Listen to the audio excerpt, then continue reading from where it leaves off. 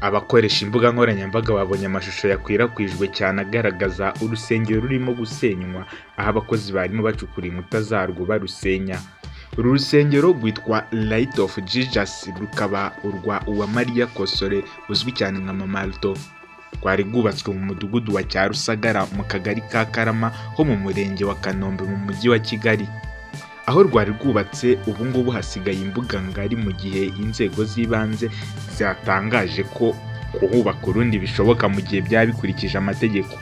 Ubwo twageraga ahari hubatse urwo rusengero, twahasanze abaturage bahaturiye bavuga byinshi cyane bigendanye n'uru rusengero, aho bavugaga ko nabo batunguwe cyane n'ibyabaye. Gusa hari n'abemera ko uru rusengero rwari runini ariko rwubatse mu buryo buteje impungenge, kuko hari n'aho inkuta zarigiye zisatagurika. Ubwo twageragezaga kuvugana na Uwamariya kuri iki kibazo cy'uru rusengero rwe, yirinze kugira icyo atangaza ngo kuko urusengero rwe rwari rwamaze gusenywa. Umunyamabanga nshingwabikorwa w'akagari ka Karama urwo rusengero rwari rwubatsemo, Bayingana Pierre Claver, yemera itangazamakuru ko urwo rusengero rwasenywe n'ubuyobozi bw'inzego z'ibanze nyuma yo gusaba Uwamariya kurusenya kuko rutari rwujuje ibisabwa, ariko ntabikore. Yagize ati n'urusengero rwari rwubatse mu buryo bw'akajagari kuko rwari rufite nka metero 15 z'ubujyejuru ariko rutagira inkingi n'imwe ruhagarariyeho. Ikindi cyagendeweho nuko nta cyangombwa rwubakiyeho na kimwe, akaba ari nta n'umu enjeniyeri n'umwe uzwi warwubatse, ku buryo twari kugira icyizere ko abantu barusengeramo batekanye. Twabonaga rwateza ibibazo mu buryo bumwe cyangwa ubundi kuko rwubatswe mu byiciro bigenda byongerwaho ikindi gice. Bayingana yakomeje avuga ko ubuyobozi butabyutse ngo bufate icyemezo cyo kuza kurusenya butabanje kumenyesha nyir'urwo rusengero, aho yabivuze agira ati urusengero rwari rwarafunzwe hamwe n'izindi zitujuje ibisabwa, ariko rwo dusanga rugomba gusenywa. Twandikiye nyirarwo tumuha iminsi 5 yo kurwisenyera, ariko iyo minsi iza kurenga.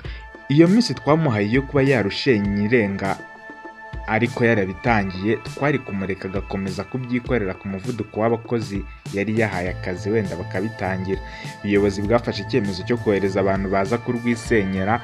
Amakuru aturuka rero mu baturiye urwo rusengero nuko nyirarwo yari aherutse gusabwa kuvugurura ubwiherero, arabikora, ariko ngo batunguwe cyane no kubona baza gusenya urusengero rwose.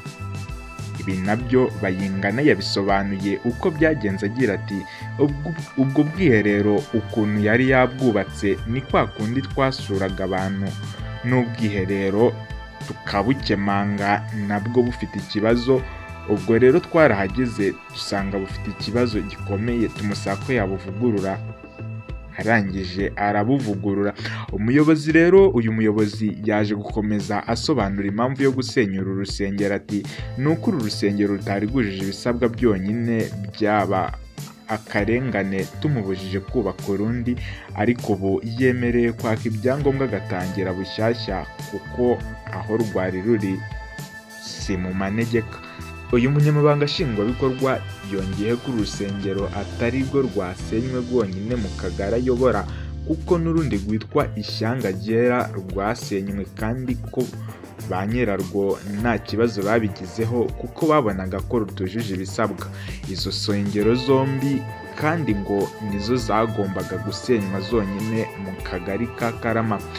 Minisiteri y'Ubutegetsi bw'Igihugu yatangaje ko igenzura ry'isengero mu gihugu cyose byageze ku nzu zisengerwamo zigera ku 14,094 zikoreshwa n'amadini n'amatorero atandukanye, risaga izirenga 9,000 zifunzwe kubera kutuzuza ibisabwa.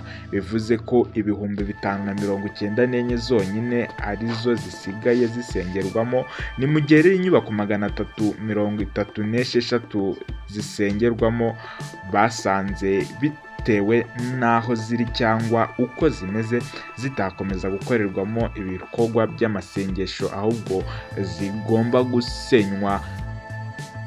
Ibisigazwa by'inyubako y'urusengero batangiye kubikuraho mbese urusengero aho rwari rwubatse kuri ubu hakaba hasigaye imbuga yonyine irunzeho ibitaka.